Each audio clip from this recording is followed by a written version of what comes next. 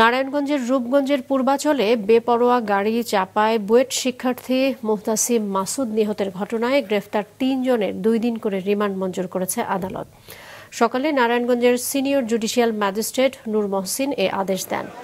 বাদীপক্ষের আইনজীবীরা জানান, আসামিদের বিরুদ্ধে করা ২টি মামলার মধ্যে আজ সড়ক পরিবহন আইনের মামলায় রিমান্ড শুনানি হয়েছে। এর আগে সকালে কঠোর নিরাপত্তায় ৩ আসামি মুবিন আল মামুন, মিরাজুল করিম ও আসিফ চৌধুরীকে আদালতে হাজির করে জিজ্ঞাসাবাদের জন্য 5 দিন করে রিমান্ডের আবেদন করে পুলিশ। এদিকে ন্যায় বিচারের দাবিতে সকাল থেকে জেলা আদালত প্রাঙ্গণে বিক্ষোভ করে নিহত মুহতাসিম মাসুদের সহপাঠী সহ বুয়েট শিক্ষার্থীরা। আপনার সড়ক পরিবহন আইনের মামলায় তাকে 2 দিনের রিমান্ড মঞ্জুর করা হয়েছে।